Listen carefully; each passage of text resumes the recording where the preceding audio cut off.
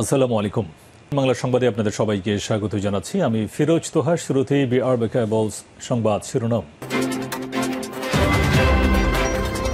জানিয়ে দিব আমাদের হাতে আসা বাংলাদেশের সবথেকে গুরুত্বপূর্ণ আপডেট সংবাদ। প্রথমেই জানাবো, নির্বাচন ডিসেম্বরের মধ্যেই হওয়া উচিত, অফিসার্স অ্যাড্রেসে বললেন সেনাবাহিনী প্রধান। সেনাবাহিনী প্রধান জেনারেল ওয়াকারুজ্জামান বলেছেন, মানবিক করিডরের মতো স্পর্শকাতর ঝুঁকিপূর্ণ সিদ্ধান্ত নেয়ার এখতিয়ার বর্তমান সরকারে নেই। এই সিদ্ধান্ত একটি নির্বাচিত সরকার থেকেই আসতে হবে। এটি হতে হবে বৈধ প্রক্রিয়া অনুসরণ করে। করিডোরের ব্যাপারে জাতীয় স্বার্থ দেখতে হবে। রোহিঙ্গাদের ফেরত যাওয়ার বিষয় এখনও যুক্ত রয়েছে, সুতরাং এই বিষয়টি নির্বাচিত সরকার দ্বারাই আসতে হবে।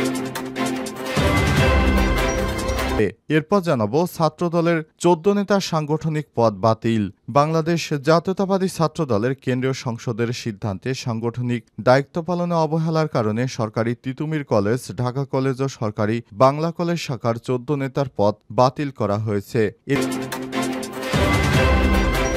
এদিকে উপদেষ্টা আসিফ মাহমুদ এবং মাহফুজ আলমের পদত্যাগের দাবি ইশরাক হোসেনের। রাজনৈতিক স্বার্থে অন্তর্বর্তীকালীন সরকারের সব দায়িত্ব থেকে উপদেষ্টা আসিফ মাহমুদ, উপদেষ্টা মাহফুজ আলমকে পদত্যাগের দাবি জানিয়েছে বিএনপি নেতা ইঞ্জিনিয়ার ইশরাক হোসেন। আজ সকাল 8:52 নিজের ভেরিফাইড ফেসবুক পেজে এই ঘোষণা দেন তিনি। এবারে জানাবো, বিচার বিভাগে বিএনপির আধিপত্য, জুলাই গণহত্যার বিচার অনিশ্চিত বললেন তারিকুল ইসলাম। জাতীয় নাগরিক পার্টি এনসিপির যুব উইং জাতীয় যুব শক্তির আহ্বায়ক অ্যাডভোকেট তরিকুল ইসলাম বলেছেন, বিচার বিভাগের প্রধান গুরুত্বপূর্ণ পদগুলো বিএনপির দখলে থাকায় জুলাই গণহত্যার বিচার অনিশ্চিত হয়ে পড়েছে। আজ তিনি নিজের ফেসবুক অ্যাকাউন্টে একটি পোস্টে এসব কথা বলেন। এবং সর্বশেষ জানাবো, গাজায় ইসরায়েলি হামলায় নিহত আরও 93। ফিলিস্তিনে অবরুদ্ধ গাজা ভূখণ্ডে ইসরায়েলি হামলায় একদিনে কমপক্ষে আরও 93 জন ফিলিস্তিনি নিহত হয়েছে।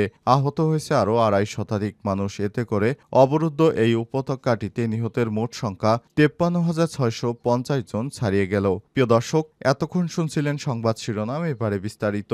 তবে তার আগে বন্ধুরা, অনুরোধ থাকবে এই সংবাদটিতে একটি লাইক দিন। এই চ্যানেলে আপনি নতুন হয়ে থাকলে আমাদের সংবাদ দেখতে দেখতে চ্যানেলটি সাবস্ক্রাইব করে রাখুন। কমেন্ট করে বন্ধুরা আপনার মূল্যবান মতামত জানিয়ে দিন আপনি বিশ্বের কোন দেশ থেকে বা বাংলাদেশের কোন স্থান থেকে আমাদের সংবাদটি দেখছেন এবং শুনছেন। আর বন্ধুরা, গাজা যুদ্ধে আপনি যদি নিরীহ ফিলিস্তিনিদের ভালোবেসে থাকেন, কমেন্টে ইয়েস লিখে বিশ্ববাসীকে জানিয়ে দিন। সংবাদটি আপনার সোশ্যাল মিডিয়া ফেসবুকে বন্ধুদের মাঝে শেয়ার করে দিন, যাতে করে তারাও আমাদের এই লেটেস্ট আপডেট সংবাদগুলো জানতে পারে। এবারে বিস্তারিত।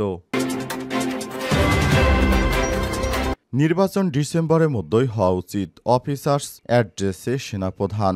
সেনাবাহিনী প্রধান জেনারেল ওয়াকারুজ্জামান বলেছেন, মানবিক করিডরের মতো স্পর্শকাতর ঝুঁকিপূর্ণ সিদ্ধান্ত নেয়ার এখতিয়ার বর্তমান সরকারে নেই। এই সিদ্ধান্ত একটি নির্বাচিত সরকার থেকেই আসতে হবে। এটি হতে হবে বৈধ প্রক্রিয়া অনুসরণ করে। করিডোরের ব্যাপারে জাতীয় স্বার্থ দেখতে হবে। রোহিঙ্গাদের ফেরত যাওয়ার বিষয় এখনও যুক্ত রয়েছে। বুধবার 19 মে সেনা কর্মকর্তাদের নিয়ে আয়োজিত এক সভায় অফিসার্স অ্যাড্রেসে সেনাবাহিনী প্রধান এসব কথা বলেছেন। সংশ্লিষ্ট একাধিক সূত্র এসব তথ্য নিশ্চিত করেছে, তবে এ বিষয়ে কোনো মন্তব্য করেনি আন্তঃবাহিনী জনসংযোগ পরিদপ্তর আইএসপিআর। সেনাবাহিনী প্রধান বলেছেন, করিডোরের বিষয়ে সরকার কি ভাবছে অথবা জাতিকে একটি প্রক্সি যুদ্ধের দিকে ঠেলে দিচ্ছে কিনা, এ বিষয়টি সরকার স্পষ্টভাবে কিছুই জানাচ্ছে না। অনুষ্ঠানের পরের অংশে এক অফিসারের প্রশ্নের উত্তরে তিনি স্পষ্ট বলেন, there will be no corridor. কর্তব্যরত ব্যতীত দেশের সব সেনানিবাস ও জাতিসংঘ মিশন মোতায়েন সকল সেনা অফিসার এই অনুষ্ঠানে যোগদান করেন। প্রথম অংশে সেনাবাহিনী প্রধান অফিসারদের উদ্দেশ্যে সকাল 10:30টায় প্রায় 30 মিনিট বক্তব্য রাখেন এবং এরপর প্রায় 1 ঘন্টা 15 মিনিট অফিসারদের প্রশ্নের উত্তর দেন। প্রাথমিক বক্তব্যে নিরলসভাবে কাজ করে দেশের প্রতি দায়িত্ব পালনের জন্য সেনাবাহিনীর সব সদস্যকে অভিবাদন জানান তিনি। তবে বিভিন্ন কারণে দেশের শান্তি শৃঙ্খলা সহ সার্বিক পরিস্থিতিতে হতাশা ব্যক্ত করেছেন সেনাবাহিনী প্রধান। সার্বিক দেশের একটি অরাজক পরিস্থিতি বিরাজ করছে বলে উল্লেখ করেন তিনি। সময়ের সঙ্গে পরিস্থিতি আরও অবনতি হচ্ছে বলেও মন্তব্য করেছেন সেনাবাহিনী প্রধান। আইন শৃঙ্খলা বাহিনী, বেসামরিক প্রশাসন সহ সব সংস্থা ভেঙে পড়েছে, পুনর্গঠন হতে পারছে না। শুধুমাত্র সশস্ত্র বাহিনী এখনও টিকে আছে এবং দেশের স্থিতিশীলতা বজায় রাখার জন্য তারা সর্বোচ্চ চেষ্টা করে যাচ্ছে। ছাত্রদলের ১৪ নেতার সাংগঠনিক পদ বাতিল। বাংলাদেশ জাতীয়তাবাদী কেন্দ্রীয় সংসদ সদস্যর সিদ্ধান্তে সাংগঠনিক দায়িত্ব পালনে অবহেলার কারণে সরকারি তিতুমির কলেজ, ঢাকা কলেজ ও সরকারি বাংলা কলেজ শাখার ১৪ নেতার পদ স্থগিত করা হয়েছে।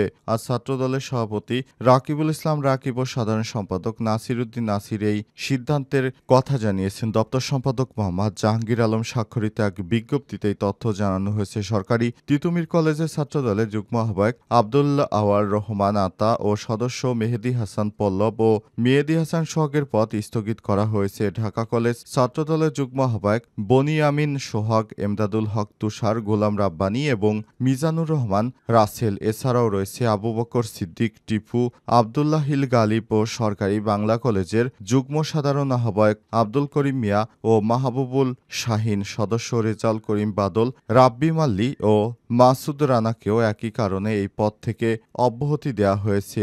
বিএনপির নেতাদের নানা বিতর্কিত কর্মকাণ্ডের কারণে দলের শৃঙ্খলা পরিপন্থী হওয়ার কারণে তাদের বিরুদ্ধে অ্যাকশন নিতে শুরু করেছে বিএনপির হাইকমান্ড। এরই ধারাবাহিকতায় এই ১৪ নেতার বিরুদ্ধে সাংগঠনিক ব্যবস্থা গ্রহণ করেছে বিএনপি এবং তাদেরকে দলীয় শৃঙ্খলা ভঙ্গের কারণে পদ থেকে বহিষ্কার করা হয়েছে।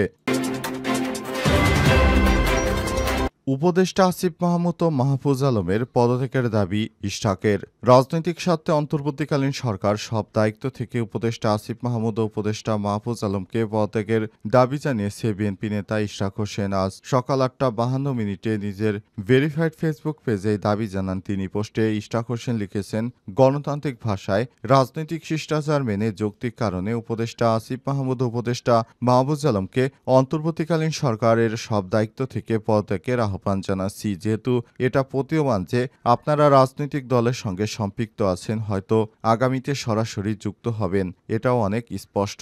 আপনারা নির্বাচন করবেন, তাহলে আপনাদের পদত্যাগের দাবি কি অযৌক্তিক নাকি এটাই সঠিক পদক্ষেপ হবে এবং আপনাদের নিয়ে রাজনৈতিক বিতর্কের অবসান ঘটবে। তিনি আর বলেছেন, আপনাদেরই নাহিদ ইসলাম যে দৃষ্টান্ত স্থাপন করে গেছেন সেটারই অনুসরণ করা উচিত। উনি চাইলে হয়তো আরও কিছুদিন মন্ত্রিত্ব পালন করতে পারতেন, এরপর এনসিপিতে চলে যেতে পারতেন। একটা সময় ছিল সার্জিস আলম, হাসনাত আব্দুল্লাহ জোরালোভাবে দাবি করলে ওনারা হয়তো মন্ত্রিত্ব নিতে পারতেন, কিন্তু তারা রাজনীতি করবেন বলে সেই কর্মপন্থা বেছে নিয়েছেন। হয়তো একদিন জনগণের ভোটে নির্বাচিত হয়ে সরকার গঠন করলে পূর্ণাঙ্গভাবে মন্ত্রীর দায়িত্ব পালন সম্মান পাবেন। আবার ইশরাক আরও লিখেছেন, আপনারা পদত্যাগ করলে বর্তমান সরকারের নিরপেক্ষতা ইমেজ বৃদ্ধি পাবে। এখনো মনে করি সরাসরি রাজনীতিতে যোগ দিয়ে দলীয় এবং সাংগঠনিক কাজ করে অভিজ্ঞতা অর্জন করতে পারলে দেশ ও জনগণকে আপনারা আরও ভালো কিছু দিতে পারবেন। আর ক্ষমতা ধরে রাখলে আপনাদের দলের লোকজনকে বিশেষ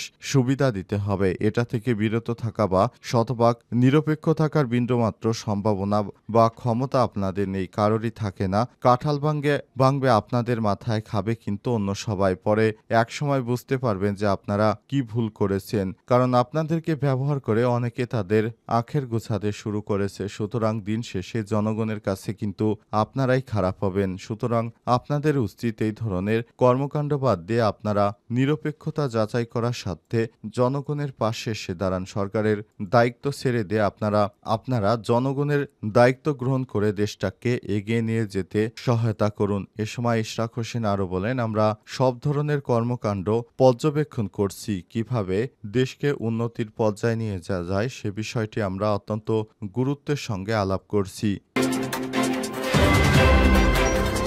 গাজা ইসরায়েলি হামলায় নিহত আরও ৯৩। ফিলিস্তিনের অবরুদ্ধ গাজা ভূখণ্ডে ইসরায়েলি হামলায় একদিনে কমপক্ষে আরও ৯৩ জন নিরীহ ফিলিস্তিনি নিহত হয়েছে। আহত হয়েছে আরও ২৫ শতাধিক মানুষ। এতে করে অবরুদ্ধ এই উপত্যকাটিতে নিহতের মোট সংখ্যা দাঁড়িয়েছে ৫৩,৬৫০-এ।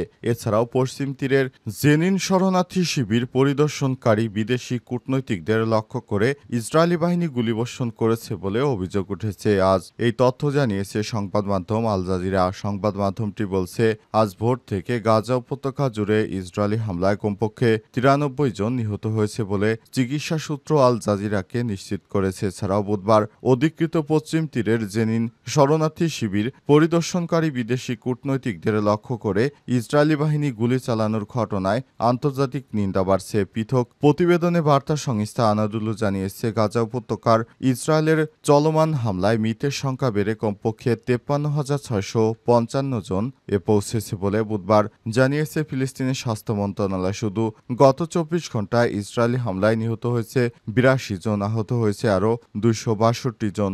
যুদ্ধ শুরুর পর থেকে মোট আহতের সংখ্যা দাঁড়িয়েছে 1,21,950 জনে। মন্ত্রণালয় জানিয়েছে এখনও বহু মানুষ ধ্বংসস্তূপের নিচে ও রাস্তায় আটকে আছে, কিন্তু উদ্ধারকারী দলগুলো পৌঁছাতে পারছে না, ফলে হতাহতের প্রকৃত সংখ্যা ও বেশি হতে পারে। গত জানুয়ারিতে হামাসের সঙ্গে একটি যুদ্ধবিরতির চুক্তি কার্যকর হলেও মার্চে তা ভেঙে দিয়েছে ইসরায়েল। আবারও গাজায় পূর্ণমাত্রায় আক্রমণ শুরু করে। সম্প্রতি দিনগুলোতে ইসরায়েল স্থল অভিযান আরও বিস্তৃত করেছে এবং বোমা হামলা আরও বাড়িয়েছে। তারা পুরো গাজার নিয়ন্ত্রণ নিতে চায়।